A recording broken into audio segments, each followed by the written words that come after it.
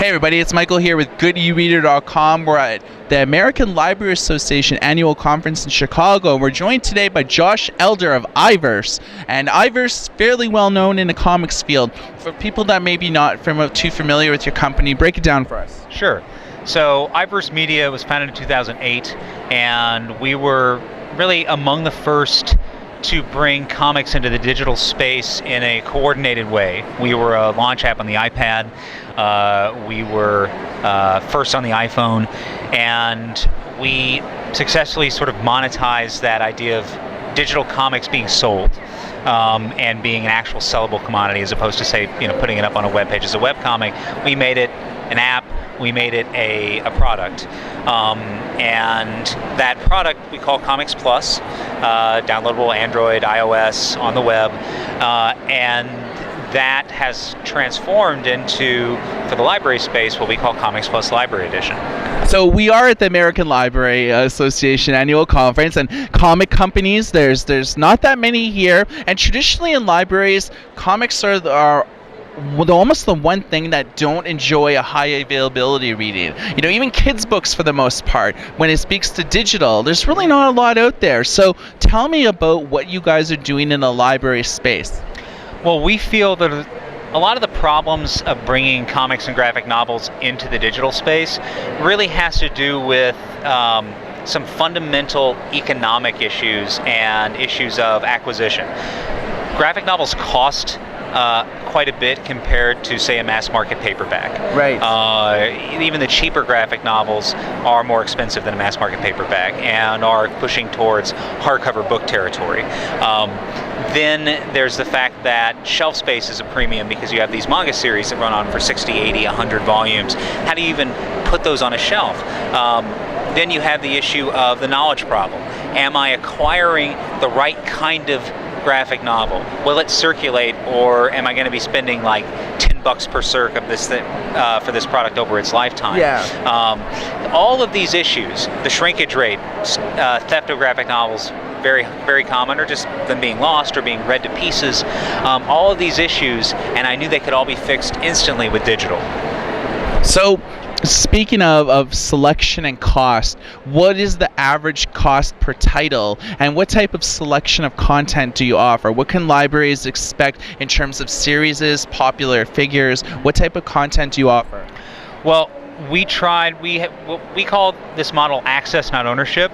So it's access to this entire catalog of 7,000 plus titles, and Wow. we typically add around 100 every week on any given week. So it's a large catalog. It's growing all the time. We have major titles like Naruto, Dragon Ball, Bleach, Big Nate, Shrek, How to Train Your Dragon, Doonesbury, Dilbert, all of these fantastic big brand name titles that for kids, teens, adults, everyone, there's something for you, and a lot of it. And it's patron-driven acquisition, so the whole catalog is available at any given time to any patron that wants to check it out and read it. The library is charged on a per checkout basis, and typically graphic novels are 50 cents per checkout. Single-issue comics are 10 cents. What's fantastic about that is we got those numbers by breaking down the average cost over its lifetime of circulating a graphic novel in print. And typically that's around 50 cents. And so that's where our 50-cent number came from. It's an apples-to-apples thing where you get this product that solves all these problems that you have with print, and it doesn't cost you anything more than print does. It almost seems like we have these like silver or bronze age prices that when you look at the first edition of Superman, it says 5 cents, and if you actually want to get that graphic novel, with not maybe that title, but it's the prices. You almost have those really old school prices that are very appealing to libraries that more often than ever are feeling the pinch of the budget and may not have a lot of money to invest in digital content. Oh, absolutely. The upfront investment, so requiring a large upfront investment on a potentially risky proposition. Will this graphic novel circulate? And not only will graphic novels circulate, although most libraries have discovered, oh yes, they will, once you get enough of them and you get the right ones. But is this the right one? Is this the one that's going to circulate 50 times, or is it going to circulate 5? Yes. They don't know.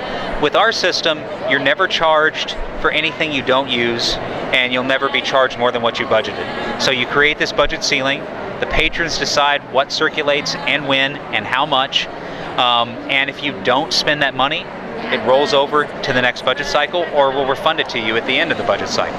So it's a there's a zero financial risk for any library that signs up for this service. So when it comes to the end user experience, most users are familiar with dealing with companies such as Overdrive, with 3M, with companies that have these dedicated apps that you can borrow and read within an app. Tell me a little bit about the end user experience. Like, can I read it easily on an iPhone as I can an Android device, tablets? What are some of the devices that you support? And if I check out a graphic novel from the library, what is the process of checking out and actually reading? Right. So we are an app company. That's what fundamentally iVerse Media and Comics Plus, the Comics Plus app, is an app. We are on Android, we're on iOS. We have a web service so that it's essentially a universal access. Whatever kind of digital device you'd like to experience this product on, it's there for you. Yeah. Now, Comics Plus Library Edition is launched yesterday, and launched yesterday with just the web service, mostly because we're just waiting on Apple approval for the app, and then we'll launch the Android app at the same time. So between 30 and 60 days, the full app experience will exist too. And then even with the web service though, any modern web browser capable device, so virtually any tablet that you'd want to name, whether it's Android, whether it's Apple, and of course any laptop, desktop, PC, it works on them fine right now. And then once we have the dedicated mobile apps, you'll be able to both read offline and have sort of a better scaling experience if you wanted to read on a phone or a much smaller app like an iPad mini. Okay, last question. In terms of market, we're from Canada. You guys are an American company. Yeah. So what types of libraries are able to do business with you? Can Canadian libraries do business with you? Is it just a U.S. service? Give us a little bit of info on that. It's everywhere. Okay. When we announced the service, within the first week of requesting opening up the door to potential beta libraries, we got queries from Singapore, from Turkey, from South Africa, probably a few dozen from Canada, and then of course all of the United States, and some other countries in different places I'm probably forgetting. Australia and New Zealand both too. All sorts of spots, and we are an international company. We actually are Marvel's, we do Marvel's international digital distribution. So we go anywhere and everywhere. So anyone who wants to be a part of this service, we'll bring it to you. Okay, so if a library is interested in signing up and trying out this digital comic distribution system that you offer, where could they go to find out more information? iversemedia.com/library. That'll give you every bit of information you need to know, an overview on the service, an FAQ, general pricing information, the contact to talk to us directly, and you can set up for a demo or enroll right away. It's all right there, and your patrons, the demo will give you the patron experience. So you'll find out what it's like to be a patron signing up, which is a simple two-step process. They create an iVerse account. All we need is an email. We won't connect it to a name. We don't give it to any third party. They have a working account that they can access from any device, anywhere, at any time. And then they say, this is the library I'm from. And we check that against your registration protocols, and whatever authentication methods you use, we hook our system up too. So we work with you to make sure that the system, your authentication system, is reflected in ours, and then that's it. Sounds fairly simple, and this is a great service.